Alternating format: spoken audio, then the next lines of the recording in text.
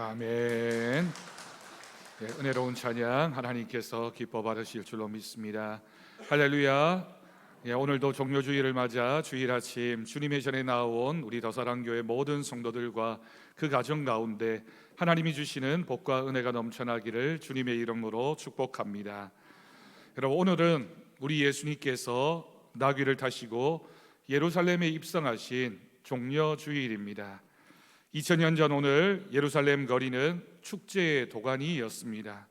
수많은 인파가 길거리로 쏟아져 나왔고 자신들의 겉옷을 길에 펴고 종려나무 가지를 흔들며 외쳤습니다. 호산나 호산나 다윗의 자손이여 찬송하리로다 라고 하는 그 소리, 그 열기는 너무나 뜨거웠고 하늘을 찌를 듯한 함성의 소리로 들려졌습니다. 그러나 여러분, 우리는 이 한호 속에 숨겨져 있는 이면 서늘한 진실을 알고 있습니다.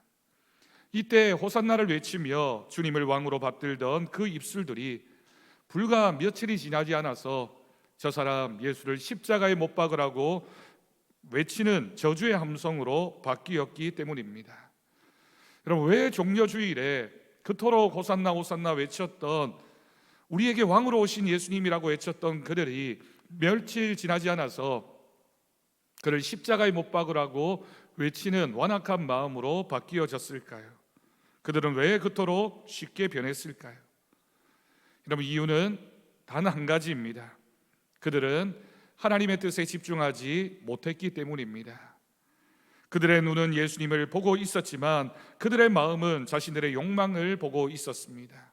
눈앞에 보이는 왕으로 오신 예수님이 우리의 필요나 우리의 욕심을 채워주려고 할 때에는 예수님을 향해서 호산나 외치고 영광을 올려드리며 칭찬했지만 예수님이 무기력하게 십자가를 지시는 모습을 보자 그들은 예수님을 배신하고 돌아섰던 것입니다. 내가 원하는 메시아, 내 문제를 당장 해결해 줄 정치적인 영웅, 내 배를 채워줄 경제적 왕을 기대했던 이스라엘 백성들의 마음에, 그들의 눈에 예수님은 더 이상 왕이 아니었던 것입니다. 예수님은 십자가의 고난의 길을 걸어가셨고 그들은 가차없이 주님을 버렸습니다. 2000년 전 예루살렘에서 있었던 일입니다. 그런데 여러분, 오늘날 우리의 모습은 어떻습니까? 우리도 수많은 기도의 제목을 가지고 주님 앞에 나옵니다. 하지만 정말 주님 그분을 바라고 있습니까? 아니면 주님의 손에 들린 선물을 바라보고 있습니까? 주님이 내 마음에 들고 나를 향한 능력의 왕으로 보여질 때에는 주님을 예배하고 주님께 순종하겠노라고 다짐하지만 그렇지 않았을 때 우리는 어떤 모습으로 주님 앞에 서 있습니까? 오늘 우리가 조금 전에 읽은 시편 46편 말씀은 세상이 무너지는 듯한 소음 속에서 우리가 어떻게 그 하나님께 집중해야 하는지를 들려주고 있는 말씀입니다. 우리가 고난주간을 이제 내일부터 시작하면서 우리 인생의 모든 분주함을 멈추고 오직 하나님 한 분에게만 우리의 시선을 고정하는 은혜가 있기를 소망합니다. 그럼 오늘 본문 1절에서 3절은 매우 충격적인 묘사로 시작됩니다. 하나님은 우리의 피난처시요 힘이시니 환난 중에 만날 큰 도움이시라. 그러면서 뒷부분에 아주 충격적인 자연의 격변을 말합니다. 땅이 변하든지 산이 흔들려 바다 가운데 빠지든지 바닷물이 솟아나고 뛰놀든지 그것이 넘침으로 산이 흔들릴지라도 우리는 두려워하지 아니하리로다. 여러분, 여기에 기록되어진 땅이 변한다, 산이 흔들려 바다에 빠진다라고 하는 이 표현은 고대의 이 성경이 기록될 당시의 사람들에게는 세상의 종말을 의미하는 표현이었습니다. 여러분, 산이라고 하는 것이 어떤 특징이 있습니까? 가장 견고하고 변하지 않는 신뢰의 상징이었습니다. 아무리 세상이 변해도 저 산만큼은 역사 속에서 그대로 있었고 저 산이 움직이지 않고 늘 변함이 없다라고 하는 것이 그들의 생각이었던 것이죠. 그런데 그 산이 뿌리채 뽑혀 바닷속으로 사라지게 됩니다. 이와 같은 표현은 우리의 삶의 기반이 송두리째 흔들리는 인생에 있어서 지진을 만난 것과 같은 상황을 의미하는 표현입니다. 그런데 여러분, 오늘 말씀에 기록되어진 이 형편, 이 상황이 오늘을 사는 2026년의 현실도 별로 다르지 않다는 것입니다. 전쟁으로 인해 전 세계 경제가 한치 앞을 내다볼 수도 없고 많은 사람들이 죽임을 당하고 고통 가운데 있습니다. 우크라이나에서, 이란에서 또는 세계 곳곳에서 전쟁과 또 경제적인 위기 앞에서 고통당하고 있는 사람들이 얼마나 많이 있는지 모릅니다. 그리고 세상은 얼마나 급변하고 있는지 모릅니다. AI를 비롯한 기술의 발전은 숨가쁘게 우리를 몰아붙이고 있고 우리가 조금 방심하게 되면 뒤처지지 않을까, 나만 내버림을 당하지 않을까 걱정하고 염려하는 세상입니다.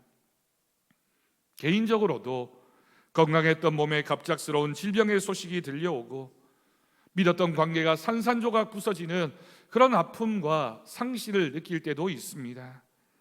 이처럼 인생의 터전이 흔들릴 때 우리는 어떻게 합니까? 본능적으로 더 세게 무엇인가를 붙잡으려고 합니다. 내가 저것을 붙잡으면 안전할까? 내가 저 사람을 의지하면 내 삶에 평화가 찾아올까? 멈추면 죽을 것 같고 쉬면 뒤처질 것 같은 불안감 때문에 우리는 멈추지 못하고 계속해서 달려가야지만 내 인생이 그래도 유지되어지지 않을까라는 생각으로 분주하고 바쁘게 피곤하게 이 땅을 살아가고 있습니다. 그런데 여러분, 우리의 인생이 정말 그런 모습이어야지만 행복한 인생이 되는 겁니까? 옛날 항해사들 사이에는 이런 이야기가 전해져 내려옵니다. 거센 폭풍우가 몰아쳐 배가 사정없이 흔들릴 때 초보 선원들은 요동치는 파도와 기우뚱거리는 갑판을 보면서 공포에 질려서 비명을 지릅니다. 그러나 오랫동안 경험하고 노련한 선장은 파도를 보지 않는다고 합니다. 선장은 조타실로 달려가 어둠 속에서도 희미하게 빛나는 나침반 하나만을 뚫어지게 쳐다봅니다. 배가 아무리 흔들려도 나침반의 바늘은 변하지 않는 북쪽을 가리키고 있기 때문에 방향만 잘 잡으면 얼마든지 이 험난한 항해를 마칠 수 있다라는 믿음과 경험이 있기 때문입니다. 사랑하는 성도 여러분, 우리도 인생에 풍랑이 일어날 때 우리가 해야 할 일은 몰아치는 저 풍랑을 바라보며 비명을 지르는 것이 아닙니다. 믿음의 사람들이 해야 할 일은 오직 이 변하는 세상 속에서 유일하게 변하지 않는 하나님께 우리의 시선을 고정하는 것입니다. 우리의 믿음이 바로 이것입니다. 하나님이 우리 인생의 나침반이 되어주시고 어떤 상황에서도 우리가 어디를 향해야 하는지, 무엇을 바라보며 살아야 하는지를 알려주는 믿음의 나침반입니다. 그래서 오늘 시편 시인은 환난 중에 만날 큰 도움이시라, 그 하나님이 우리에게도 환난 중에 만날 큰 도움이신 줄 믿으시기 바랍니다. 그런데 여러분, 여기에 기록되어진 이 만날이라고 하는 히브리어 단어가 마차라고 하는 단어를 사용합니다. 이 마차라고 하는 단어의 원뜻에는 이미 준비되어져 있다, 쉽게 찾을 수 있다라고 하는 뜻입니다. 이미 준비되었다, 쉽게 찾을 수 있다라는 것이 어떤 의미일까요?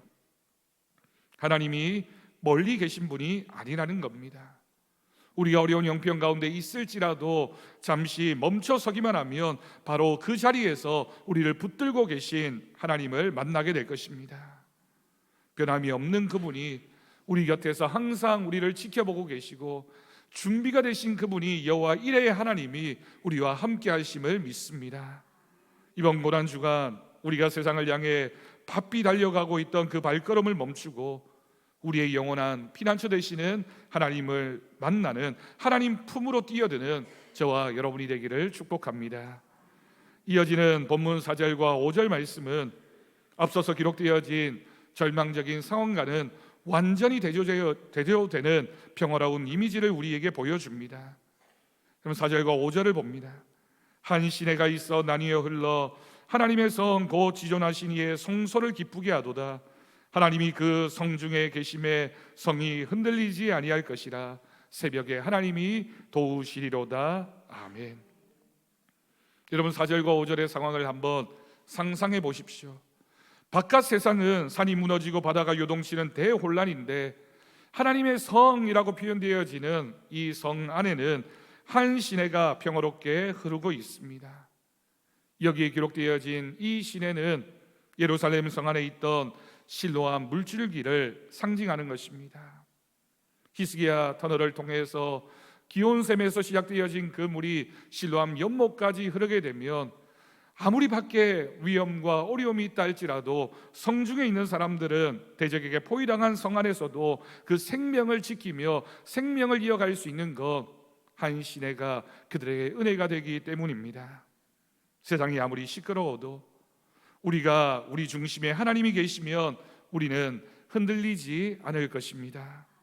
환경이 안정적이어서가 아니라 흔들리지 않는 분이 우리 안에 계시기 때문입니다. 우리가 하나님이 계시는 그 성 안에 있고 하나님이 우리에게 베풀어 주시는 생명의 물줄기가 우리의 심령 가운데 흘러나갈 때 하나님 안에서 안정과 평안이 있는 삶을 살게 됩니다. 여러분, 특별히 5절 마지막 말씀의 마지막 부분에 주목하십시오. 5절의 마지막을 보면 새벽에 하나님이 도우시리로다 라고 기록하고 있습니다. 여러분, 성경에 기록되어진 이 새벽이라고 하는 시간적인 표현은 특별한 영적인 의미가 있는 시간입니다. 이스라엘 백성들이 홍해를 건넜던 시간이 바로 새벽이었습니다. 철옹성 같았던 여리고가 무너진 것도 새벽이었습니다. 히스기야 왕 시절에 아수르 대군 18만 5천 명이 하룻밤 사이에 송장이 된 것도, 그것을 확인한 시간도 새벽이었습니다. 무엇보다 이 새벽에 우리 주님께서 사망 권세를 이기시고 부활하셨던 그 시간이 바로 새벽 시간이었음을 우리는 알고 있습니다. 여러분, 왜 새벽에 이런 일들이 벌어졌을까요? 새벽이 우리에게 가르쳐주는 영적인 의미가 어떤 의미가 있습니까? 새벽이라고 하는 이 시간은 인간의 힘이 가장 약해지는 시간인 동시에 하나님의 능력이 가장 선명하게 드러나는 시간이기도 하기 때문입니다. 모두가 잠든 시간에, 세상의 소음이 잦아든 그 고요한 시간에 인간은 가장 약해져서 무기력하게 깊은 잠에 빠져 있는 그 시간에 하나님의 세미한 음성이 들리기 시작합니다. 그 새벽에 하나님이 우리를 도우실 것입니다.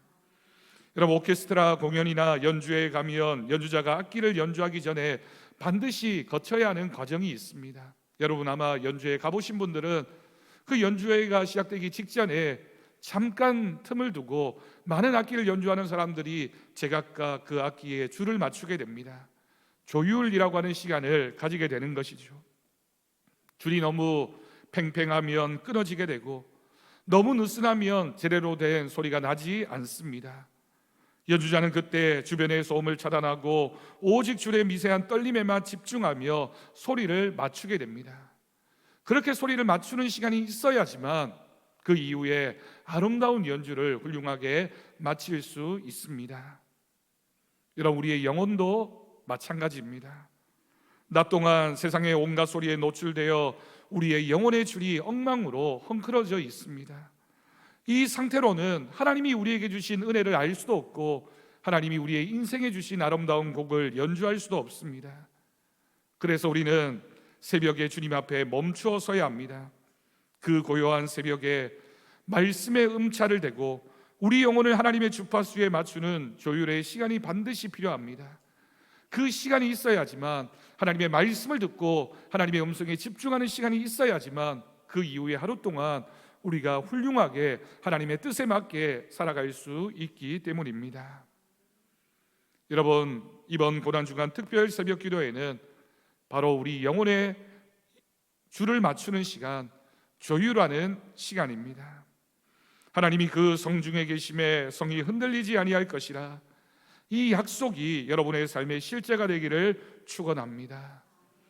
여러분, 평소에 새벽 제단에 나오지 못하셨던 분들도 적어도 고난주간만큼은 새벽에 나와서 하나님의 음성에 한번 귀를 기울여 보십시오. 내 인생의 바쁨, 내 인생의 분주함을 그래도 한 주간만이라도 멈추어서 하나님이 나에게 무엇을 원하시는지, 하나님의 음성에 귀를 기울이는 시간을 가질 때 그 시간이 우리의 영혼을 다시 하나님께로 맞추어내는, 하나님이 무엇을 원하시는지에 우리의 마음이 집중되어지는 은혜가 있을 줄로 믿습니다. 이제 하나님께서는 10절에서 우리에게 준엄한 명령을 내리십니다. 이르시기를 너희는 가만히 있어 내가 하나님 됨을 알지어다. 내가 문나라 중에서 높임을 받으리라. 내가 세계 중에서 높임을 받으리라 하시도다. 여러분, 여기에 보면 너희를 향한 하나님의 말씀, 너희는 가만히 있으라 라고 하는 말씀이 기록됩니다. 우리는 흔히 이 말씀을 읽으면서 가만히 있다라고 하는 것이 아무것도 하지 않는 것, 넋놓고 있으라라는 말, 그런 정도의 의미로 생각합니다. 하지만 원어적 의미는 더욱 적극적이고 도전적인 뜻을 가지고 있습니다. 가만히 있다라고 하는 이 히브리어 단어가 라파라고 하는 단어를 사용합니다. 손에서 놓아버린다라는 뜻이 있고요, 힘을 뺀다, 포기한다라는 뜻을 가지고 있는 단어입니다. 다시 쉽게 표현하면 이 말씀은 하나님의 음성으로 우리에게 들려집니다. 네가 붙잡고 있는 그 걱정의 줄을 이제는 놓아버려라. 네가 스스로 하나님이 되어 인생을 조종하려는 그 교만한 손에서 힘을 빼라라고 하나님이 우리에게 말씀하십니다. 여러분, 우리는 왜 기도를 하면서도 여전히 불안해합니까? 기도는 하는데 손은 여전히 내가 꽉 쥐고 있기 때문입니다. 기도하면서도 내 방법을 찾고 기도하면서도 내 궁리를 하고 있으니 어떻게 우리가 하나님 앞에 집중할 수 있겠습니까? 하나님 도와주세요 라고 외치면서도 정작 내 방식대로 결론이 나지 않으면 원망하고 절망하는 것도 우리들의 연약한 믿음의 모습입니다.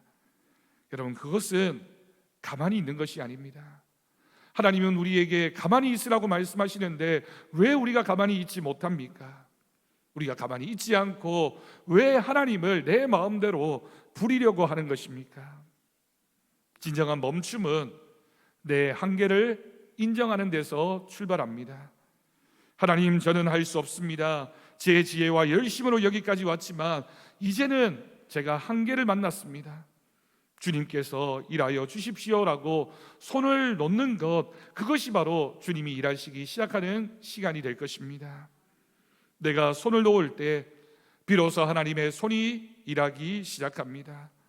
내가 가만히 있을 때, 내 중심에 가만히 하나님을 바라보기 시작할 때 하나님이 내 인생에 하나님 되시는 은혜가 있을 줄로 믿습니다. 여러분, 물에 빠진 사람을 구하러 들어간 구조대원이 가장 경계하고 조심하는 것이 무엇인지 아십니까? 구조를 받는 사람이 살겠다라고 발버둥 치면서 자신을 구하러 온 그 구조대원을 꽉 붙잡는 것입니다. 만약 그렇게 되면 두 사람 모두 큰 위험을 당할 수밖에 없고 심지어 죽게 됩니다. 그래서 노련한 구조대원은 물에 빠진 사람이 힘이 다 빠질 때까지 기다리거나 심지어는 기절할 때까지 기다리기도 한다고 합니다. 온몸에 힘이 다 빠져 축 늘어질 때, 그때 비로소 구조대원이 가까이 다가가서 그 사람을 구조해냅니다. 안전하게 무트로 끌어낼 수가 있습니다. 여러분, 하나님께서 우리를 향해 오늘 말씀에서 가만히 있으라라고 말씀하시는 이유는 우리를 죽이기 위함이 아닙니다. 우리의 능력, 우리의 힘을 의지하고 있는 헛된 힘이 빠져야지만 하나님의 전능하신 손이 우리를 비로소 그곳에서 건져낼 수 있기 때문입니다. 이번 고난 주간 우리가 십자가 앞에 서야 하는 이유는, 우리가 새벽 기도에 나와서 하나님 앞에 엎드려 기도해야 하는 이유는 그 시간이 우리가 가진 인생의 힘을 빼야 하는 시간이기 때문입니다. 여러분, 십자가는 인간의 모든 수단과 방법이 완전히 실패하고 죽은 자리입니다. 더 이상 발버둥 칠 수도 없을 만큼 우리의 모든 것을 무력하게 내려놓는 시간, 그래서 하나님의 은혜만이 우리에게 찾아오는 시간이 바로 십자가의 시간입니다. 그 자리가 바로 하나님의 위대한 구원이 시작되는 자리임을 기억하십시오. 우리 인생에서 내가 아무것도 할 수 없어서, 우리가 아무것도 할 수 없다라고 인정하는 그 시간에 하나님 앞에 나와서 엎드리면 하나님이 그 순간에 우리에게 은혜를 베풀어 주시고 십자가의 은혜로 채워주실 것을 믿습니다. 사랑하는 성도 여러분, 다시 처음의 질문으로 돌아가 봅시다. 종료주일에 그 예수님의 입성을 환영했던 그 군중들은 왜 실패했습니까? 그들은 멈추지 못했기 때문입니다. 그들은 자신의 계획을 거두어 드릴 생각이 없었습니다. 그들은 자신들의 기대를 내려놓을 준비가 되지 않았습니다. 그래서 주님이 그들의 기대했던 것, 그들이 원했던 것, 그것으로부터 벗어나게 되자 즉시 등을 돌렸고 주님을 향해 저 사람을 십자가에 못 박으라고 외치는 악한 마음으로 표현되어졌던 것입니다. 그런데 여러분, 그 순간에 우리 주님은 어떠셨습니까? 우리 주님은 십자가를 앞에 두고 겟세마네 동산에서 멈추셨습니다. 제자들은 졸며 멈추지 못할 때 주님은 피땀 흘려 기도하며 자신의 뜻을 내려놓습니다. 아버지의 뜻이라면 제가 이 고난의 잔을 마시겠습니다. 내 원대로 마시옵고 아버지의 원대로 하옵소서. 여러분, 이것이 바로 오늘 말씀에 기록되어진 라파 멈춤의 절정이라고 할 수 있습니다. 내가 하고 싶은 것, 내가 원하는 것 다 내려놓고 하나님의 뜻이 이루어지기를 원합니다 라고 고백하며 묵묵히 십자가를 져야만 했던 예수님의 모습을 우리는 따라가야 합니다. 고난주간은 우리가 주님과 함께 멈추는 주간입니다. 주님과 함께 십자가로 나아가는 주간입니다. 세상 사람들은 그 시간에도 더 바쁘게 성공을 향해 달려가겠지만 우리 믿는 사람들은 적어도 이 고난주간만큼이라도 내 인생의 멈춤의 시간을 통하여 하나님이 나에게 무엇을 원하시는지, 내가 어떻게 하는 것이 하나님 뜻에 순종하는 것인지를 믿음으로 고백하며 결단하는 시간이 되어야 할 것입니다. 사랑하는 성도 여러분, 오늘 우리는 이 말씀 앞에서 두 가지 선택 앞에 서 있습니다. 여전히 세상에 몰아쳐오는 그 파도를 보며 불안해하며 내 힘으로 버텨볼 것인가, 아니면 하나님을 피난처로 삼아 그분 앞에 가만히 머무를 것인가. 여러분, 우리는 내일부터 정교인 특별 새벽 기도회를 시작합니다. 여러분, 제가 특별 새벽 기도회를 강력히 권면하는 이유는 단순히 교회 행사를 채우기 위함이 아닙니다. 또 그때가 되었구나, 목사님이 특별 새벽 기도회를 강조하는구나, 아이고 내가 이번 주간에는 몇 번 나가야 되지, 그런 마음으로 여러분 이 시간을 생각하지 마십시오. 여러분의 삶이 너무나 소중하기 때문입니다. 흔들리는 이 세상 속에서 우리가 무너지지 않고 우리의 믿음을, 우리의 삶을 지켜나가려면 하나님이 우리를 부르시는 그 시간에 잠시 멈추어서 하나님을 찾아야 할 것입니다. 새벽에 일어나 성전으로 향하는 그 발걸음 자체가 거룩한 멈춤의 시간입니다. 여러분, 우리가 잠을 포기함으로 내 육체의 욕망을 멈추는 것입니다. 그리고 또 내 하루의 첫 시간을 드림으로써 내 인생의 주인이 다른 어떤 것이 아니라 하나님이심을 선포하는 시간입니다. 또한 기도의 무릎을 꿇음으로 내 힘이 아니라 하나님의 힘으로 살겠다라고 고백하는 시간이기도 합니다. 이번 특별 새벽 기도회가 그와 같은 우리들의 믿음을 고백하며 하나님의 은혜를 체험하는 시간이 되기를 축복합니다. 여러분, 물론 피곤하겠죠. 하지만 그 피곤함보다 하나님의 은혜가 더 클 것입니다. 여러분, 물론 이번 한 주간 분주하고 바쁠 것입니다. 하지만 하나님 앞에 멈추는 시간이 여러분의 남은 23시간을 가장 효율적으로 만드는 지름길이 될 것입니다. 그리고 우리가 때로는 문제가 해결되지 않아 답답한 마음을 가질 수 있을 것입니다. 가만히 있어 하나님이 하나님 되심을 바라보십시오. 새벽에 하나님이 여러분의 하나님이 되어주시고 이 새벽 시간을 통하여 하나님의 역사가 우리의 심령 가운데 나타나게 될 것을 믿습니다. 여러분, 자녀들의 손을 잡고 나오십시오. 기도의 유산을 물려주십시오. 흔들리는 세상 속에서도 변치 않는 반석이 우리가 아니라 하나님 한 분이심을 우리 아이들에게 가르쳐 줘야 되지 않겠습니까?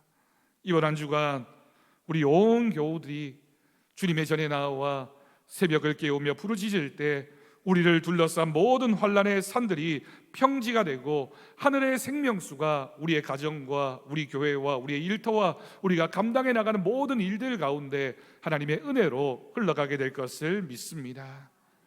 그런 믿음의 고백으로 주님을 찾는 우리에게 주시는 하나님의 음성이 바로 11절 말씀입니다. 만군의 여호와께서 우리와 함께 하시니 야곱의 하나님은 우리의 피난처시로다.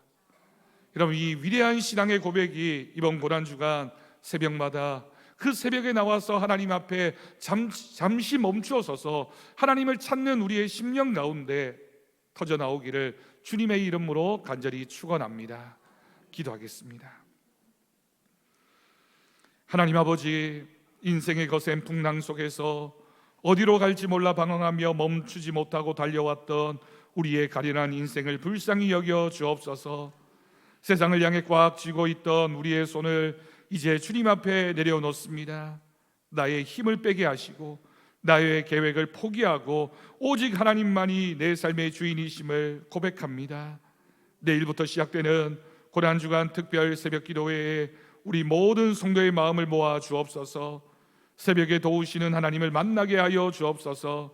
잠을 깨워 주님 앞에 나아올 때 우리 인생에 흔들리던 산들이 평안을 찾게 하시고 십자가의 깊은 은혜가 우리를 새롭게 하는 기적을 체험하게 하옵소서. 십자가의 길을 묵묵히 걸어가신 우리 주 예수 그리스도의 이름으로 기도드립니다. 아멘. 우리 감사 찬송 151장 함께 찬양하겠습니다.